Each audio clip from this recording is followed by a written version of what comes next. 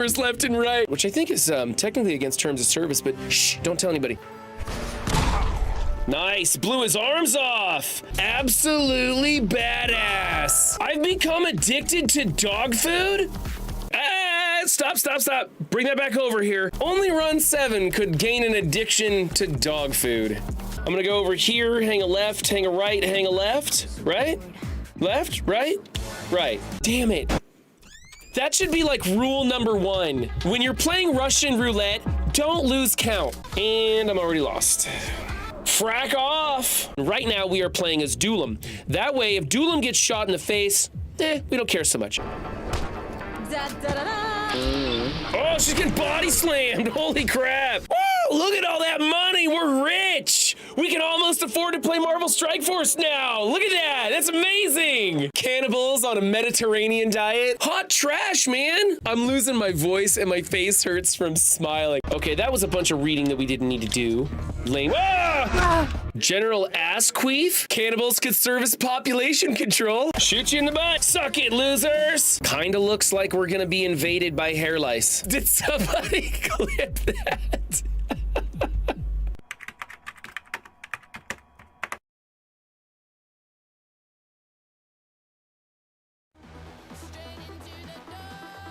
What's up, MSFers? That's right, MSFers. No, I am not back playing Marvel Strikeforce. In fact, quite the opposite. I am here to showcase why you should maybe consider, why are you playing Marvel Strikeforce? I watched an incredible video the other day by Extra Credits. It's a channel I subscribe to on YouTube. I find that they have excellent cognitive gaming videos talking about the hows and whys of people playing video games. And they covered the Skinner box. And we're gonna get into what a Skinner box is, but it rang so true to me about Marvel Strikeforce and the direction of the game, and I wanted to just react to this video with you guys. It's like a 7-minute video, but I figured we could go through this and talk about it and see what you guys think. If you think this is a reason that you play Marvel Strikeforce. So let's get going on that. Let me cue this music up. And we're gonna switch over here to, nope, that's the wrong monitor. There we go. I'm gonna jump into my voice channel too. So if there's some content creators, the usual crowd that wanna jump into that content creator section, then by all means, feel free to do so. Why is that not coming up? That's kind of weird. Okay. For whatever reasons, there it goes. Okay. Yeah, so if you're a content creator, you can jump into that voice channel and we're going to check this out. It's called The Skinner Box, How Games Condition People to Play More. And like I said, I really felt like, you know what? Let's just watch this video and you guys can tell me what you think about this.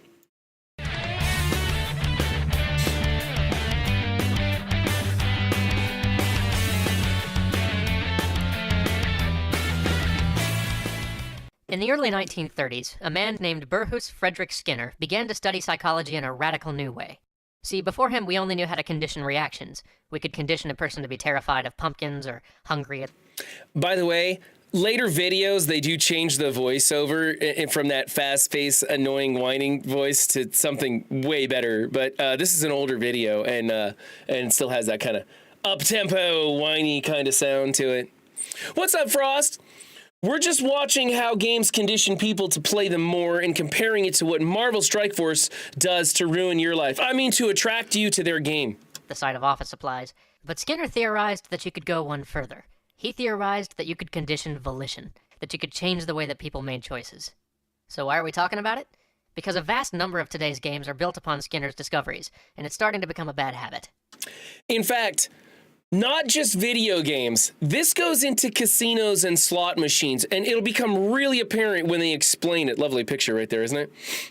But before I get ahead of myself, let's take a closer look at what Skinner did. Skinner created a machine, a simple box with a button in it, that he would put pigeons in. When the pigeons pecked at the button, the machine would give them food. He then hooked the box up to a recording device so he could tell how often the pigeons pecked the button. Seems simple enough, so why was this so groundbreaking? Because pecking the button is active. This wasn't just an automatic reaction to stimuli, it involved making a decision. So if Skinner could show that he could consistently change how often the pigeons pecked the button, he could show that he could condition them to make a specific choice. This... Okay, somebody should probably post this at the top of chat. No, I am definitely not back to Marvel Strikeforce. It is quite the opposite, Sean Woody. We're talking about conditioning people to play video games. And when I saw this video, I was like, oh my gosh, this is one of the primary reasons that I left Marvel Strikeforce in the first place. It is a glorified Skinner box. Is called operant conditioning. Now, there were two amazing parts to his findings. 1, operant conditioning works on humans. 2, simply rewarding someone every time they do an action isn't the best way to keep them continually doing that action. I think this is the craziest part. As human beings, we are so freaking dumb that we would rather it not reward us every time we push the button. It seems absolutely insane, but it's completely true. And this is where it starts to get into a slot machine payout of sometimes winning, but most of the time not. Rather, if you provide a reward to a person after they perform the action a random number of times, or only give a reward once every so many minutes, these methods are far more effective at conditioning someone to repeat an action. Skinner often talked about operant conditioning in terms of gambling. Most gambling games are not rigged in the gambler's favor, and oddly enough, most gamblers are well aware of this. And yet, they continue to gamble rather than perform an equally strenuous job that has a regular payout with a higher net profit. Consider which activity people will tell you is more fun. Spending 8 hours in a casino playing the slots and ending up with $100, or pushing a button in a factory for 8 hours and getting a paycheck for $100 at the end. I mean, that's a good point right there. I definitely have more fun. If I'm going to come out with the same in my pocket at the end of the day, I'm definitely going to have more fun in the casino. But you don't always come out in the positive with the casino, right? So that's kind of part of it. This is all compounded by another discovery of Skinner's research. He demonstrated that primary conditioners, or rewards that are fundamental biological needs, food, water, sex, etc., have a diminishing effect once a person reaches satiation, or the biological limit of their needs. But then there are secondary reinforcers, things outside the biological realm, like money or social approbation. These things generally don't hit a satiation point. You can probably see where we're going with this. Many of you have played Farmville or World of Warcraft well past the point where it was fun. I love that setup. Because those games are very clearly built around reward schedules. The entire design of both of those games is to condition you to continue to repeat an action that has long since lost its novelty, that has long since become tedious. Blitz, anyone? I'm just saying, yeah, I absolutely love the Warcraft, the guy's setup. Let me back it up here a little bit. This is my studio right here. This is my studio right here. It's all these monitors. I've even got my laptop over here.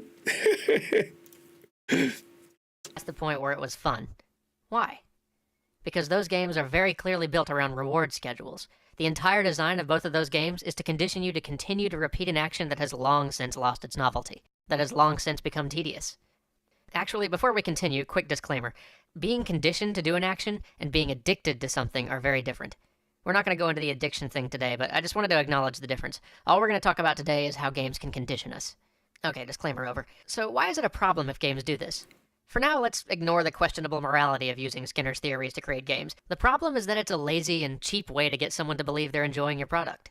Exactly, 100%. It's lazy and cheap. They're not putting in effort. I have met the designers of Marvel Strikeforce, and I know for a fact they can do better than use these kind of bullshit tactics on you guys. That's what frustrates me so much. That's why I can't condone the continuation of that game, of playing that game and telling people, oh, it's fun and come play Marvel Strikeforce, because they're freaking lazy about it and they're using cheap tricks like this to get people to play their game and consume so much of your time on that game. That's the absurd part. Why do we have to consume so much of our time in these games? I only gamble if it involves sexual gratification rewards. High stakes, they're passing wind. And then looked back a few weeks later and thought, what the hell was I doing putting 80 hours of my life into that? That usually happens because the game used Skinner's techniques to create the illusion of engagement and extend playtime. RPGs, especially poorly made ones, are a great example of this. Everything from loot drops to leveling is a very clear reward schedule that reinforces the behavior that gets you the reward. Ever been playing late and getting sleepy, but then decide that you're going to get just one more level before you go to bed? Yep. But this isn't just an RPG problem. It's endemic. Almost anything with points uses this system. Monguli says if the reward is good, we would happily do it every time. That's part of it, but are the rewards good? And you know what, Dan, if you want, when this video is only a 7-minute video, I'm in the content creators channel, my server. If you want to jump in and have a conversation about Marvel Strike Force, the strategies that they're using to keep players engaged, I no longer play it. I would love to have active players come talk to me about their feelings of the situation. What tricks Scopely are using to keep them engaged? And do you think that Scopely could do better making different styles of gameplay to engage players? China and all loot drops and this type of behavior of worst decision I've seen. But if the reward is good job, you'll get bored of the reward. If you know what, we should definitely talk about it, because a lot of the reward in Marvel Strike Force is the ability to progress your roster. And if everyone's receiving that same reward, you're not really being rewarded, you're just keeping pace. And now your reward is to be able to keep pace with people. And you can't even do that in Marvel Strike Force without spending. So the real reward is, how successful are you in real life to be able to afford all the goodies you need to be on top in the game? I'm active less and less every day, starting to become inactive. Getting that new Dark Dimension character, that's a reward. That feels like a reward, the Dark Dimension characters. Something new you get to play with and interact with and actually have fun with. That is a reward, Frost. I agree with that. Why progress the same teams as everyone else? There's no rewards. And as soon as you progress one team in a month or 3 months or whatever the current release schedule is, they've made a counter to that team. So all of your efforts will be nullified. And now you need to earn the next reward. The reward used to be choosing which tunes to level and how much to invest in them. There's a good point. When they gave player agency over how you constructed your teams, I mean, on a long enough timeline, the community learns which characters are going to be best for what situations. And every once in a while, somebody comes up with a new composition. But a lot of that has fallen away, and I'd like to hear more from active players about that situation. Do you think there's the ability to build interesting and unique teams for different game modes, or is it mostly the same 5-piece teams being used in different ways? Not to me this time. DD8 felt like FOMO, so even though Odin is a little bit better than OK, it feels like a letdown instead of a reward. There's also, in this category, we're also talking about the new stat level of these characters, right? Just unlocking the character is no longer making them viable solutions for stuff. I'm hearing a lot of people talking in chats and to me directly that they used to purchase the unlock. Now, purchasing the unlock doesn't do them any good. They need to buy them up to 5 or 6 stars at least so that they can be effective. All right, let's try and keep focusing on this video a little bit longer. Ask your and then grandmother we'll sometime focus what on she Marvel does to make Strike the Force. rule. But it goes beyond points too. It works with anything that has a clear and manifest reward. Solitaire, the most played game in the world, sets up the infrequent win as a clear reward. Many action games use the same system to convince players to mash the same buttons for 12 hours straight. Even elements like the voiceovers in shooters that tell the player how awesome they are can be used as conditioning tools. Duke Nukem, some of those cheesy lines when you'd kill somebody. When I remember, Immortal Kombat. you do, these crazy combos or something, and they'd have that voiceover guy that would just say stuff, I can't even remember the lines, but all these different games would have those audio cues to tell you did something good. It's also one of the main reasons every game is getting RPG elements these days. Now, don't get me wrong, there's nothing wrong with adding RPG elements if it's being used to create deep, immersive systems for the game. I'm actually a huge fan of this trend when it's used to combine mental challenges and execution challenges like in Call of Duty or Dungeon Fighter. But too many games are using RPG elements as a crutch. Bland, uninspired games will include reward systems simply to delay your realization of how terrible they are. My point is, there are other, better ways of fostering engagement, and those are the methods we should be demanding from our games. 100%. I'd like to know what kind of methods you'd like to see in Marvel Strikeforce come to the game, rather than this get through this month's line of events. Apex has some lame-ass lines to encourage gameplay. I haven't played Apex. Not simple Skinner box satisfaction. Here are a few examples. 1. Mystery. Human curiosity is a powerful thing. We like unraveling mysteries. We've all played a game that made us ask, what the hell's going on? See, these are great. This is why I like story-driven games. Silent Hill was one of them that was fantastic. Dead Space is another one where you're trying to figure out what's going on and solve a problem. There's a story, characters that you're getting involved with, and it's dragging you in because you want to know what happens. I'm playing Fallout London right now, and I want to find out who this mysterious Smythe person is. We all have our theories that maybe it's a clone. If you know the ending, please don't spoil it for me. I actually am enjoying going through that game and learning the mystery and unraveling these quests and stuff. And the fun thing with Fallout London is that the quests are all very unique.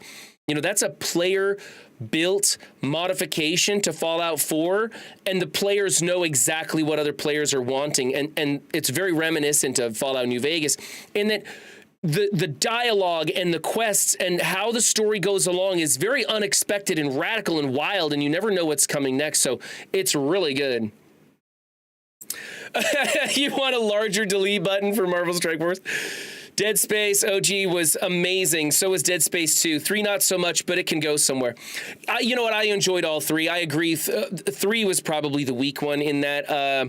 I'm not sure if I like the remake of 1 better than the original or not. I did like how they made it so you didn't just need to use the starter pistol through the whole thing. If they did an APOC event again, they could leave it a mystery with the story and let us figure it out. Max Payne was a good storyline too. Max Payne was an interesting game. I remember playing that with a bullet time feature. That was brand new to games. That was an interesting gameplay mechanic that they added in there. Immediately followed by, I want to keep going to find out. 2. Mastery. The player can be engaged by giving him the opportunity to master a skill and then utilize that mastery. Okay, this would be, for me, this would be the combos in a Mortal Kombat game or a Street Fighter game, something like that. That's what first comes to mind when I think mastery. This is also Guitar Hero, right? Those are games you can return to over and over and over, playing on a harder and harder difficulty, making things go faster and faster and faster and trying to keep it up. They're going to talk about flow states later in the game, and I love when you get into a game and your skill, your mastery of that game just reaches critical levels and you do incredibly well and you blow away your high score. That's an amazing feeling as a gamer. I remember I was playing in a Halo tournament a long time ago. It was a private tournament that we had at a bachelor party, and it was like 32 sweaty dudes and like a dozen TVs all daisy-chained through the place. And at one point, it was a 12v1 in Halo, and it was like the peak of my video game playing days.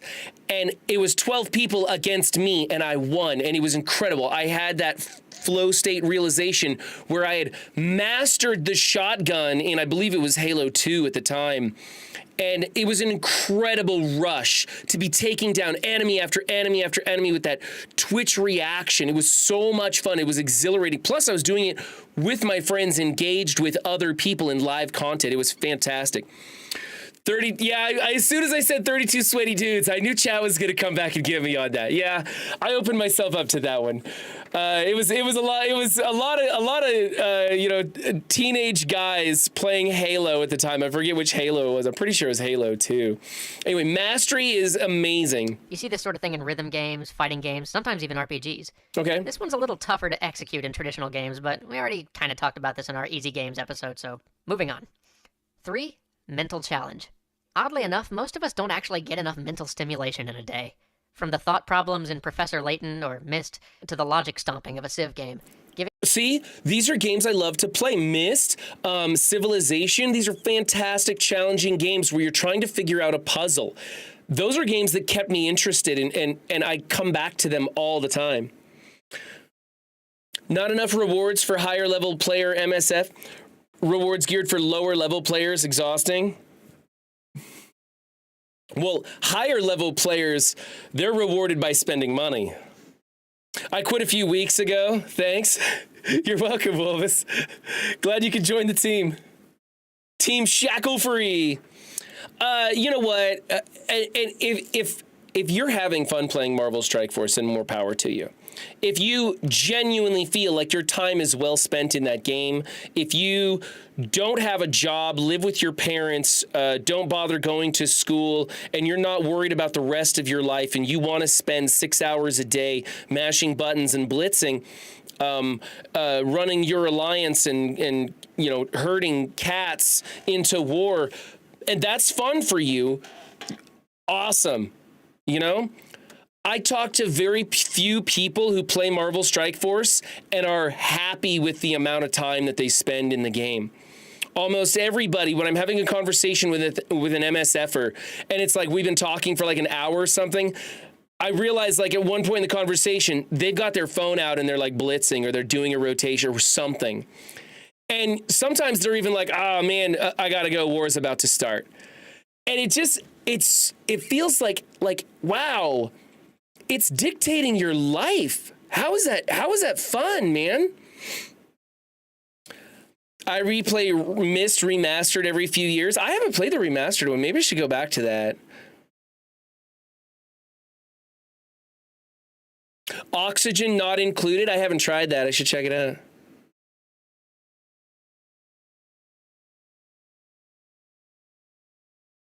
Agreed, but don't ask me to return. I'd rather take Negan's bat attached to a fuck machine and have it on full speed rather than go back.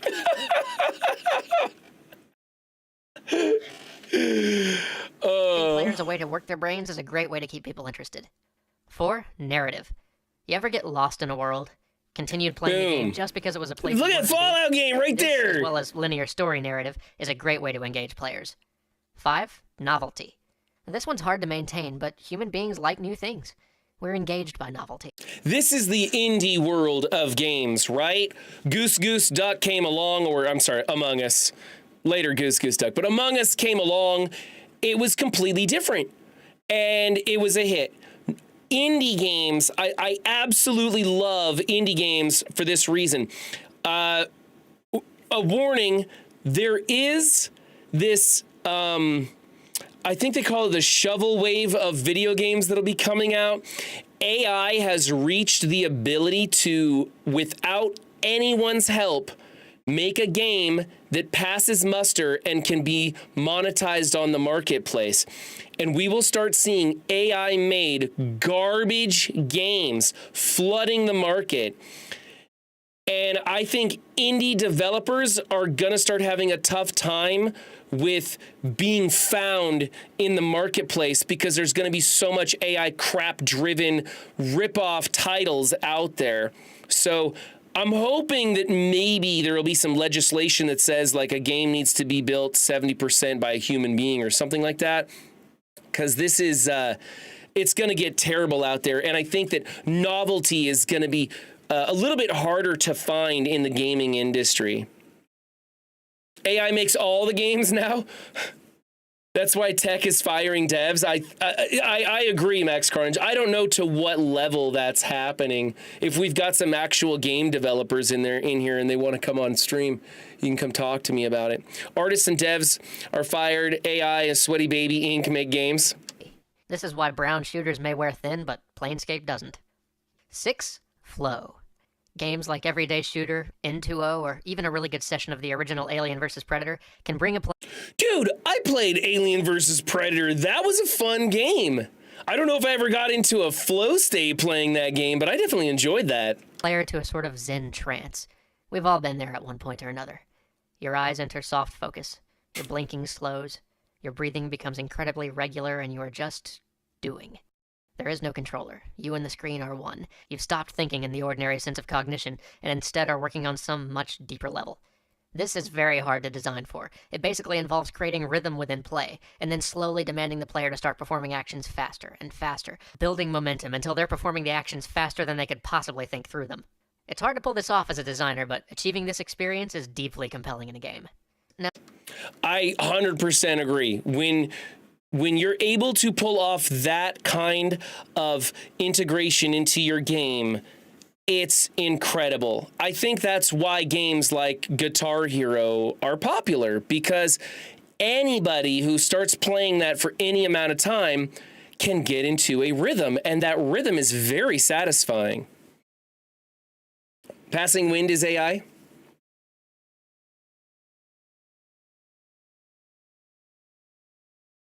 Ancient, your ancient intelligence. Okay.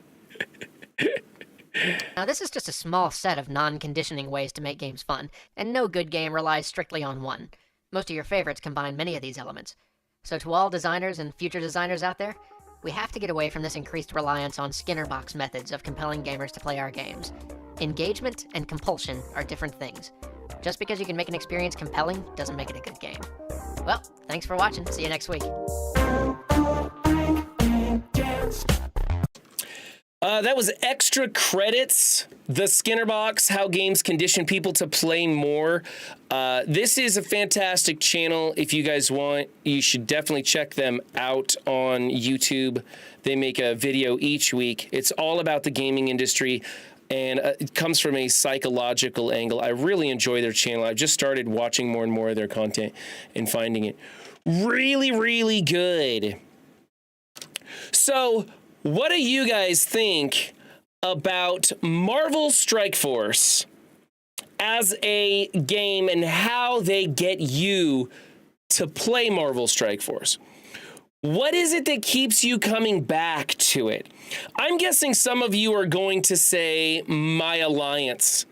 I started playing with someone for so long, and I don't want to leave because I'd be letting them down. I know I stayed in Marvel Strikeforce for a long time because of my alliance mates. In fact, I remember when I stepped down as alliance leader from my first alliance that I made myself and had been alliance leader for years. It was such a bad day for me.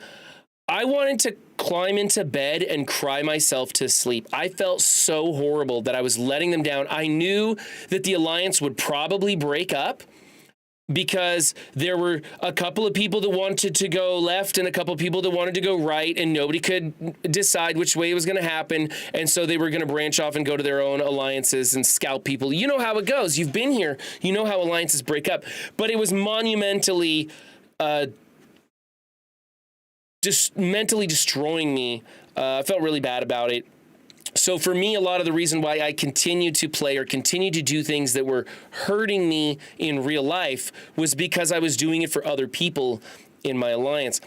Other people probably spent a lot of money on Marvel Strikeforce, and they want to unlock the next big bad because they've invested so much on one of the unlocked teams. They might as well get the other unlocked teams and go for it. MSF is dead. They sell tunes every week now, and I found I was spending to compensate for their lack of activity. YouTube guys, remember to like the stream 07. Thanks, Deadpool Games. I always forget to talk to my YouTube people. Wow, there's a bunch of people in YouTube today. I didn't even realize. Wow, that's crazy. Yeah, so what keeps you guys coming back to Marvel Strikeforce?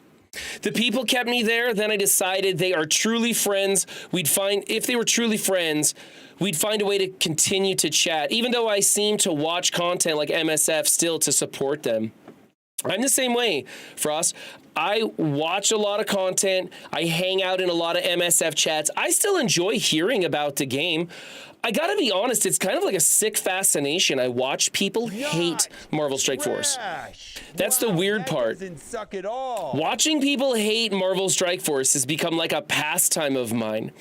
I used to really not like it because I was playing it and hearing all these negative comments about Marvel Strike Force made me feel really bad. It kept making me think, why am I here? I hate it just as much as these people do. Why do I keep playing it? Now that I'm not playing it though, it's almost just like that meme of the guy eating popcorn and just watching shit burn down. It's fantastic. The spending, aka sunk cost fallacy. I stopped spending after Captain Britain and seem to be less and less involved. All the money I have invested in it. The sunken cost fallacy, yeah.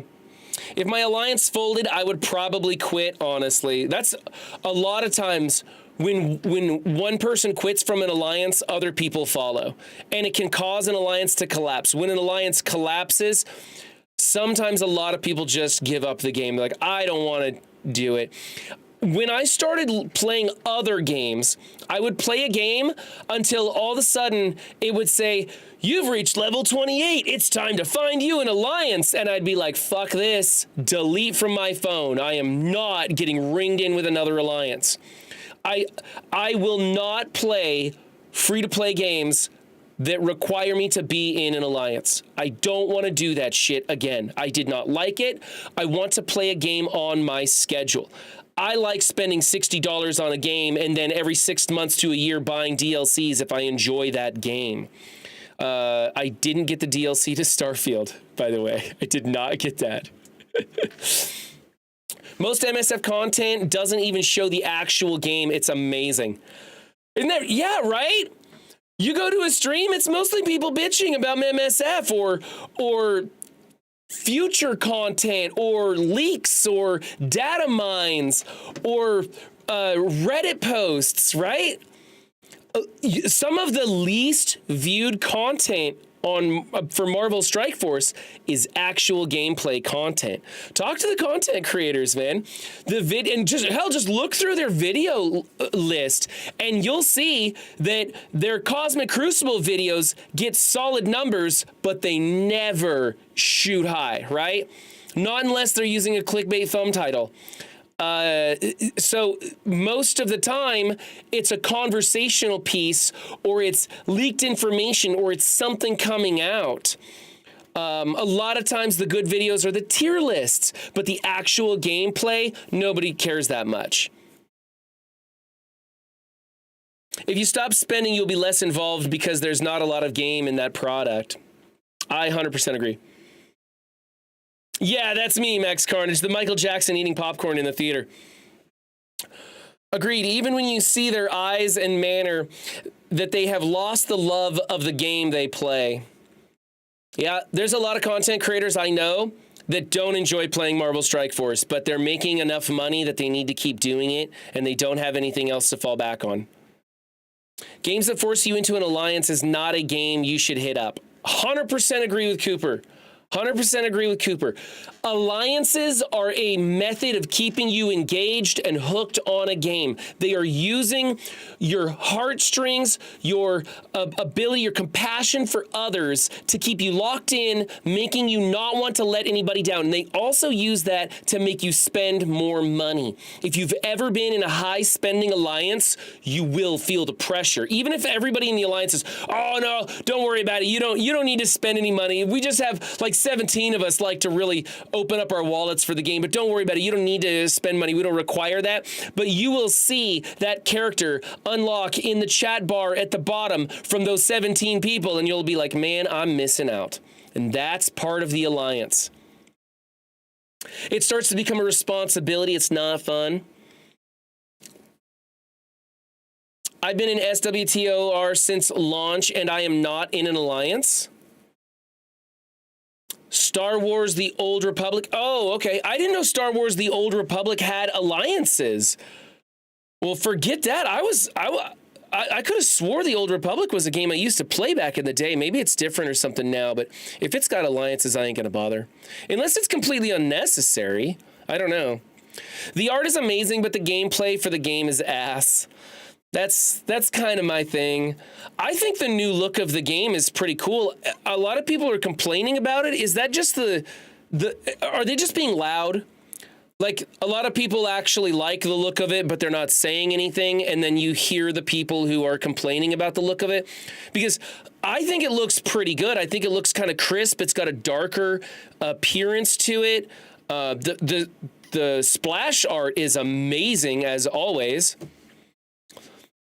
Always did for me. I personally never cared much, but like helping people to get where they want to go game-wise. That's what got me into content creation. I wanted to help my alliance mates with their war defenses, of all things, back when war defenses were pretty simple to build. I'm adjudicator. Oh, okay. If ever I get into CC Grandmasters, I'll quit. It's the only goal I have left in the game and really accounts for all of my spending. Isn't it harder and harder to get into Grandmasters, or did they finally fix the deflation of the trophy deflation? Played since beta, it's a routine at this point. I clock in at midnight, claim my rewards, and leave. The new graphics made me really stop playing, and the new character release just bores me. Wow, you really don't like the graphics, huh? I guess I don't have to look at the graphics every day, so maybe it's just because I see it from a distance. I gotta tell you, though, when I watch content for MSF right now, as soon as someone starts playing a match, I bow out. When they're talking about how to set up your defenses for Cosmic Crucible, I don't care. It is the same boring shit that it has always been for, 5-6 years now? It's the same thing. And it just bores me to death. That challenge of figuring out the puzzle, I've figured it out. Now it's just a new puzzle each time. It's the same thing. You're still fitting the pieces together in the same way. They're just giving you a different picture on the puzzle to put it together. And it's just really boring me. I want a different challenge. I want to move away from a puzzle to something else. The look sucks. It's robotic and metallic in fights. The other shit looks good. Maybe that's why I never watch the actual battles anymore. I just watch people talking about the game and their feelings and what's coming up and everything. They fixed the CC deflation issue, I believe. Okay.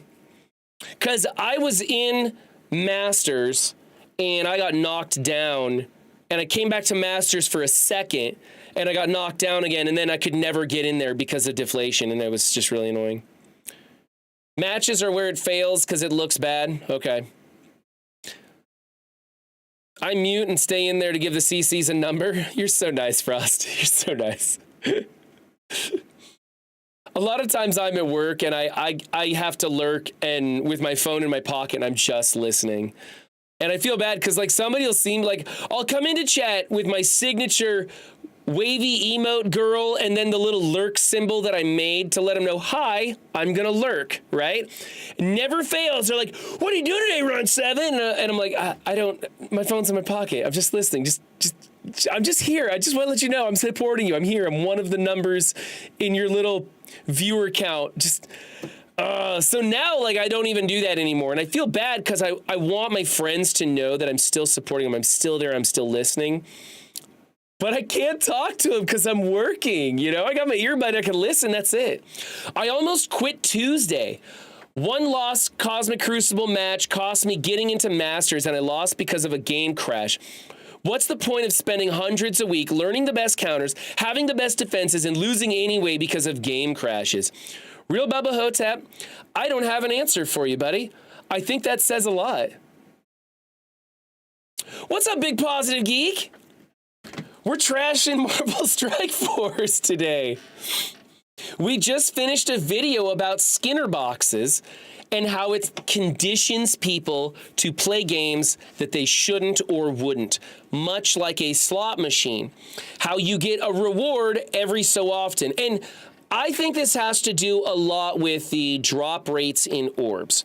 It's why people make orb opening videos. It's why orb opening videos get such high click rate, because people want to watch these orbs open up. And even if it's not going into your account, if the content creator plays it up well and gets real excited for a win and real angry at a bad drop, that's exciting for the viewer, and they get a piece of that dopamine rush, and so they watch those trash orb opening videos.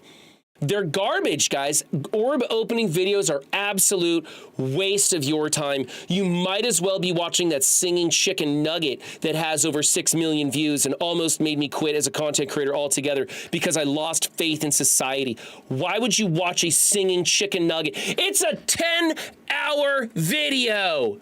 It's on a loop, people. This video just makes me want to drink more and wonder why I still play. It's going good, Big Positive Geek.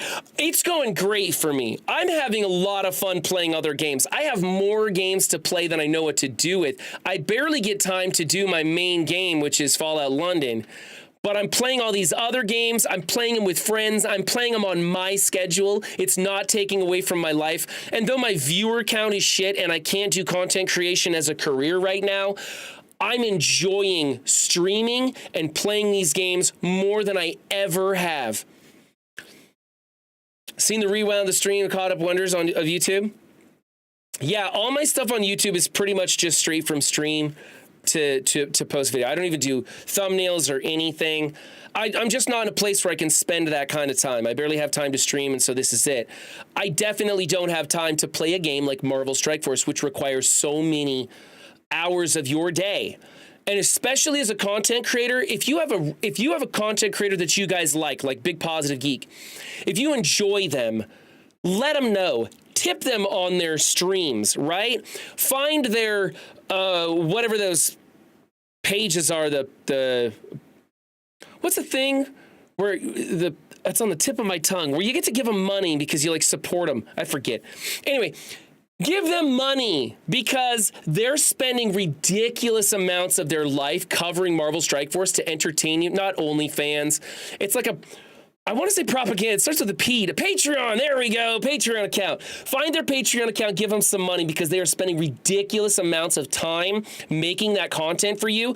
And when you look at how much a content creator makes per hour, it is usually less than minimum wage. They're doing it because they like to, because they like you, and because they want to make you happy, to inform you. And sometimes it's just their ego and they want to try and become super popular. I mean, some people like that, but whatever. In any case, support your favorite content creator because these guys are scraping by like some guitar guy with his case out in front of him on the sidewalk at the subway. So help them out. They're not getting enough. And they're certainly not getting enough playing Marvel Strikeforce because I think the player base on Marvel Strikeforce is, at the very least, it's shrinking as fast as the players are coming in. They're losing players just as fast as they're coming in, and they are pushing hard to get new players to come in. And they're focusing on grabbing big spenders at the early game and boosting them up to the late game. And they're selling everything, right? Aren't they selling everything? It's crazy. Hey, BPG, if you want, I'm in the content creator voice channel on my server. If you want to come talk about Marvel Strikeforce, because I don't play it anymore, so I don't have that inside info. In fact, everything that I knew about Marvel Strikeforce from the content creator program has now been released, and I no longer have any inside info of what's going on in Marvel Strikeforce. I am purely on the outside looking in. And so I'd love to have somebody here who is on the inside a little bit. Scopely can go fuck themselves, but the community is great. Yeah. I've met the devs and the developers of the game, and I still keep in contact with some of them to this day, both current and past employees. The developers that actually make the game They love what they do. And they would love to do a lot of the things that we would love them to do. But they can't. They can't. Because the gaming industry as a whole utilizes garbage like sunken cost fallacy, like Skinner box mentality, like alliance building as tools to keep you engaged and spending on those microtransactions, which that's a whole nother thing, right? Did you know that they actually put in the small amount of power core purchases that you can get for, I don't know, X amount of, I don't even know what they're selling power cores for these days. 5 for $5, right? And then they have 100 power, no, it'd be like 120 power cores for $100. So you'd be getting extra 20 power cores, whatever the ratio is. Then there's the one in the middle. It's not as good a value as the big package, but it's better than nothing.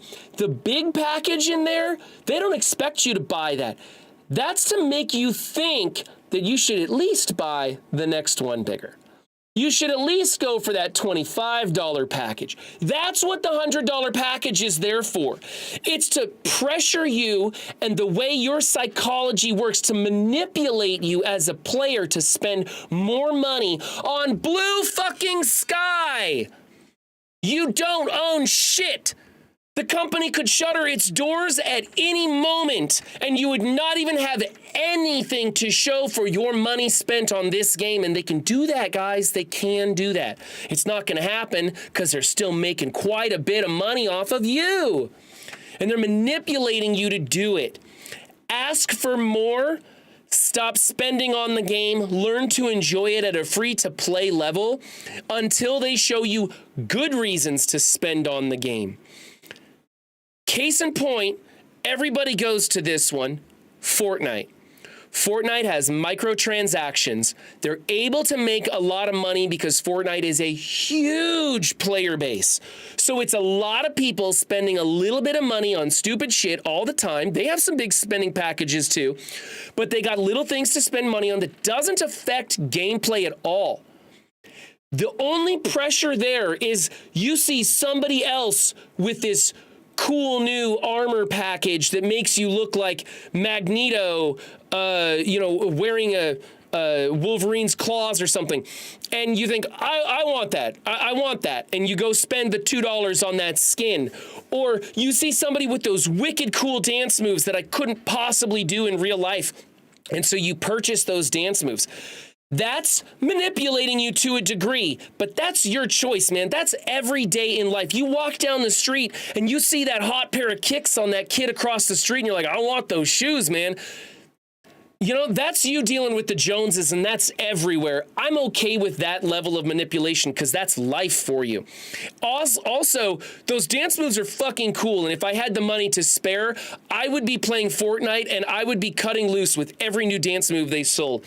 I would still wear my noob avatar skin because I don't really care about skins, but those dance moves. I've been missing your content. Love you, man. Post more.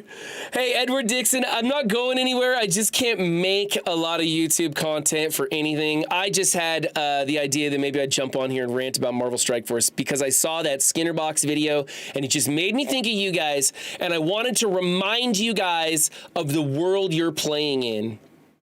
Mainly any dance move for me. You like all the dance moves there? My kids got me playing Fortnite, man. I was like, yeah, it looks like a pretty cool shooter. And then playing them with it. And I'm like, I see why so many people play Fortnite. This is a fun and engaging game.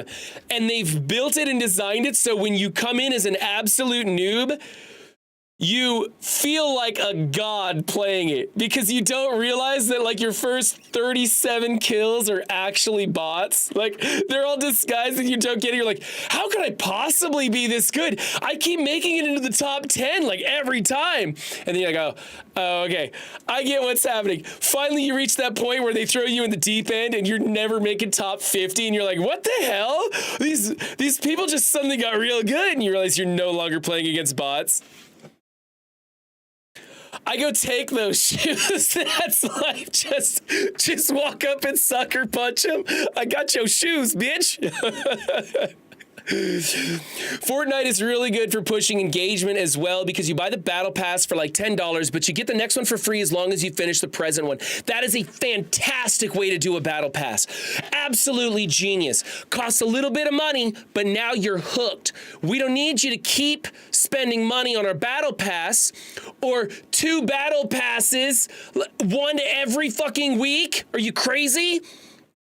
So you get in there and you're like, as long as I keep playing, I keep getting this battle pass. I keep engaging and I keep seeing all this cool shit that other people are buying and I want that too. And you start living the Fortnite life. And before you know it, you're dressing up in a Fortnite costume for Halloween. And you've got Fortnite inflatable action figures in your front yard. And you're playing with Fortnite trading cards because you're a Fortnite fiend. Because you stay engaged because it's a fun game and it doesn't cost you a fortune. And you can play it on your schedule. You don't really have to jump into Fortnite at specific times. Sure, you could wait for server reset on the new season and be the first one in, but the game's going to be kind of laggy anyways. You might as well just wait 24 hours and jump in after things calm down a bit.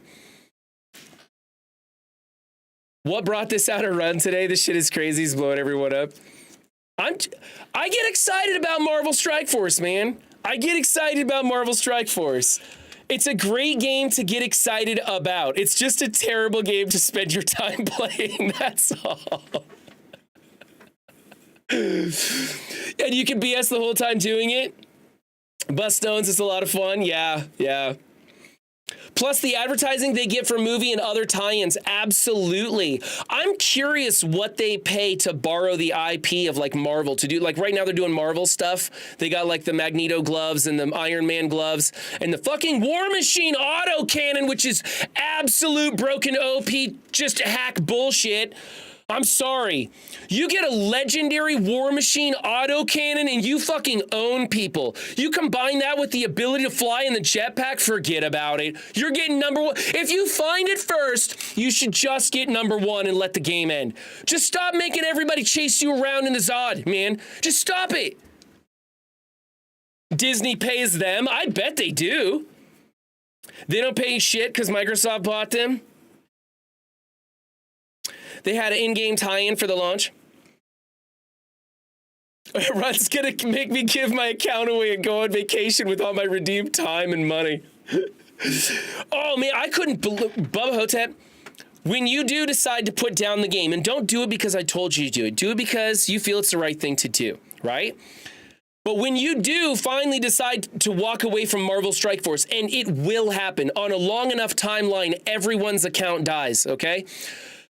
When you do walk away from it, you will be fucking blown away at how much free time you have. You will continually, like for the first 3 weeks, you can ask Purple Sticky this, for the first 3 weeks, you will continually pick up your phone and go, what the fuck am I gonna do now? Like you constantly pull out your phone and you don't have shit to do on it. And you're like, well, I guess I'll go do some dishes or something. Like you just have all this free time all of a sudden. It's crazy. I'm guessing they get paid due to the size of the game base. It wouldn't surprise me if they make money instead of having to buy the IP. From experience, your child will give you a hug. Like if you put down Marvel Strikeforce and you just like, you come into the light and you're like, oh, what's that bright thing in the sky? What's all this green stuff? This is scary. And your kids will run up and they'll be like, Papa, and they'll give you a hug. And you'll be like, what? You were 3 years old when I left you. Now you're 7? Where'd this come from? Did you see what Mobile had a few weeks ago about the fact that Scopely have the patent for some sort of loot fixing mechanics? I missed that one. He's got a couple videos on patents that Scopely holds. Just because they hold the patent to it doesn't mean they're going to implement it in their game too. But BPG, if you have the link to that, dude, DM it to me. I'd love to check out that video if you made a video on it. I must have missed that. Either that or you're talking about something else that I know of, and I've already seen it. Do some dishes. Why would I do that? I do a lot of dishes. I'm supposed to be, when we moved to Texas, I was supposed to be a stay-at-home dad, and things changed. And so it is still my responsibility to do the dishes and the laundry for the most part, but I also work 40 hours a week plus overtime plus my new contracting business that I started up because you can't hold a good man down. That's right.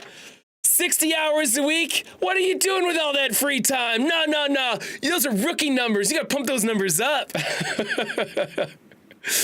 Is Mobile going to quit once he and Kat have a kid? No.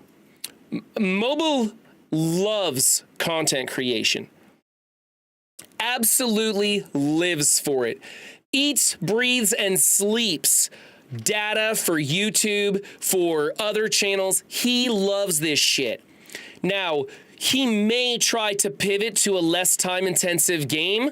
He may try to pivot to other strategies like starting to do podcasts or a different style of content that isn't even for gaming. He may try to work into some sort of, I don't know, merchandising or whatever. I don't know. But he will always love content creation at some level and will always have his fingers in it at some level. So, he may go like a Harris Heller route where he finds a way to make a whole bunch of money with what he's produced so far in a side business. But he'll always be putting out at least one video a week. That guy's never going to quit.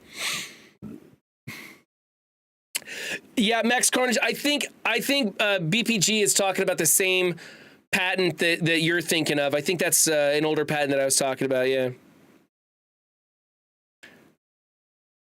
No, Windstorm, I'm not coming back. I told you I needed to post it at the top of the stream. I'm not coming back. I just watched a video about a Skinner box. It's from Extra Credits on YouTube. You can check it out. The video is called The Skinner Box, and it's an excellent video about ways that they manipulate people to play games. In fact, I would highly recommend that if you're interested in this kind of topic, just go ahead and subscribe to Extra Credits. Let me see if I can find a link to, I know I can find a link to, I'm subscribed to them myself. But I'll put a link to Extra Credits in here, so in the chat, so you guys can see here. Let's do this one. Put this. Copy, and I can put this in here. There, that's the Extra Credits YouTube channel. I highly recommend you guys go subscribe. If you're interested in this sort of topic where they talk about how games are made, the psychology behind it, how different mechanics function, randomness in video games. They go back to all these like popular styles of video games that are very interesting. Here, real quick, let's just jump over and I'll show you guys a real quick short. This surf map here. Just watch this one. There's a ton of ethical issues around AI in games that we've touched on before, but one huge AI iceberg that nobody seems to be talking about is the inevitable shovelware flood. Google's Genie AI I was talking about this earlier, the shovelware flood. Millions of hours of videos of players playing platformers. So at the push of a button, it can generate a platformer soup to nuts. Granted, most of the platformers it generates aren't very good, but it really doesn't matter because 1, it's getting better, and 2, these games are technically good enough to pass cert. This means the shovelware flood is coming. In a few years, generative AI is going to be able to make hyper-casual games without a single person involved. And right now, there are no guardrails for uploading AI shovelware on Steam or the App Store. You think discoverability's bad now? Just wait until 10,000 AI-generated games a day are hitting that What's New page. We in the games industry need to get ahead of this and make sure distributors update policies to, at the very least, define the specific percentage of a game that has to be made by a human before it can be uploaded. Because otherwise, we're all gonna drown in the AI shovelware flood. There's a ton of ethical issues around yeah. I think that's it's a great channel, and I love the psychology behind gaming. I love the psychology behind content creation, behind streaming. I like learning how to get people to become engaged. I like learning how to manipulate people. I don't like to manipulate people. I don't like that Machiavellian bullshit. I definitely don't like to find out that I'm being manipulated. But I find that topic so interesting. When I did get to hang out with Mobile Gamer a couple of times, he and I would just, the whole time we're together, we're just talking about this kind of shit. because we enjoy it so much. That's why I'm saying mobile's never going to quit making content. He loves this realm so much. He's always going to be involved in it. You behind a Mephisto throne is creepy and clickbaity AF. How is this clickbait? It's just a background. I've had this background since I played MSF. I prefer games like Black Myth Wukong or Jedi Survivor because I like playing games on my own time. That's the style of game I enjoy as well. I haven't played Jedi Survivor, but it looks pretty good. I haven't played Wukong either, but I might check that one out. Honestly, other than the community, the only thing that keeps me playing is brainstorming with people about counters and theory crafting. That's the only interesting part of Strikeforce now. I agree that I used to really enjoy that. But now this pattern, this overwhelming pattern of here's a problem, buy the solution. Now that you have the solution, you're going to need to buy a solution to that problem because it'll work great to beat this team on defense, but you can also now use this team on defense in another game mode, which means you got to buy this new team to beat that team, and it just keeps going back and forth. These developers know exactly what is required to beat the latest meta, and in whatever the release cycle is, that feature will come out in a new team. It used to be about 2 months to 3 months, and you would see pieces of a counter start to form. And now, it's just that. It's buy a solution. And so there are some counters. I think the biggest thing is to try and figure out how much of your roster to put on defense to leave enough on offense that you can counter those teams.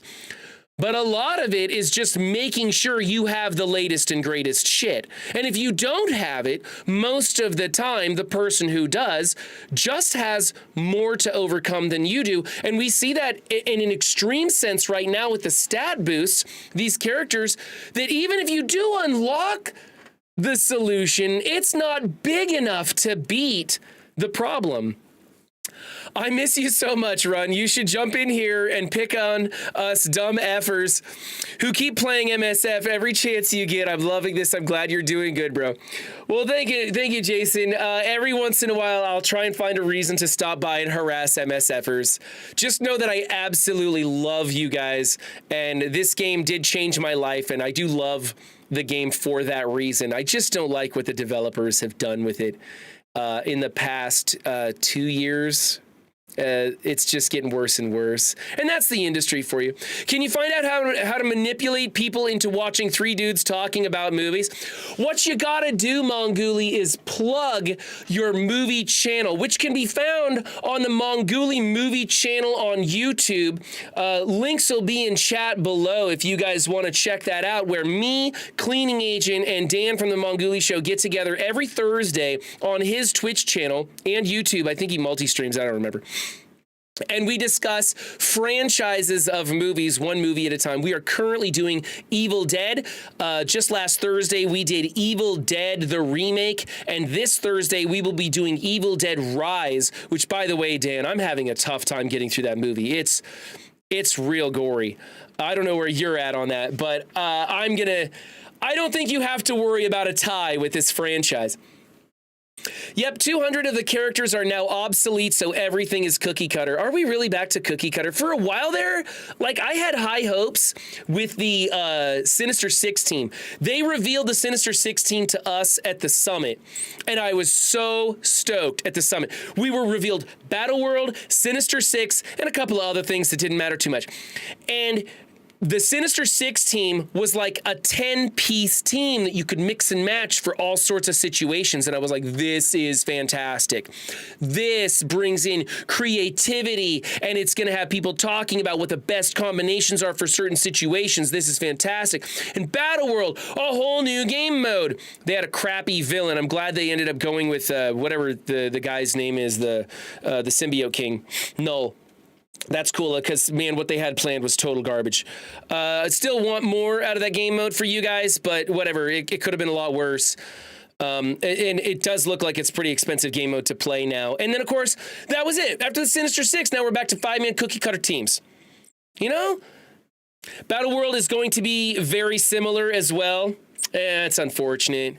That's so unfortunate. I had high hopes for Battle World. The dev don't know it's AI. They aren't problem solving 3 different modes and rules.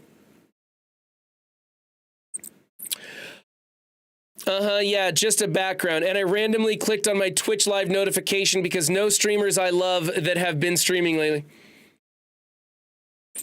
I don't know what to tell you, Windstorm.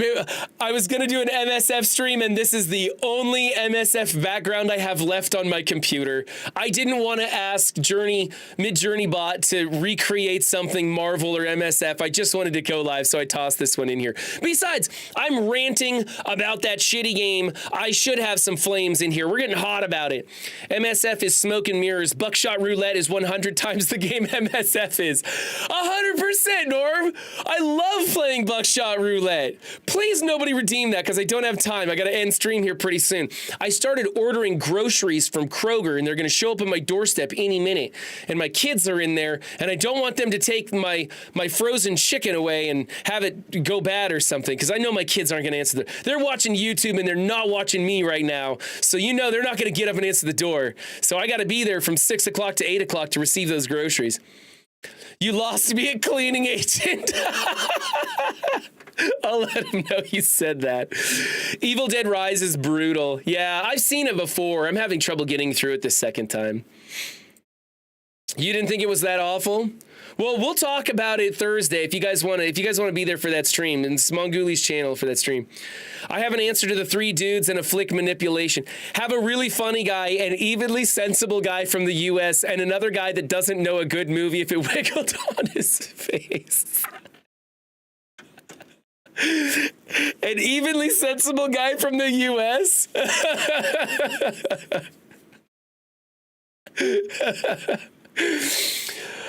Illuminati wasn't a cookie cutter 5-man team. I mean, technically. I wouldn't know, TLC. I never played with Illuminati. It's just what people are saying.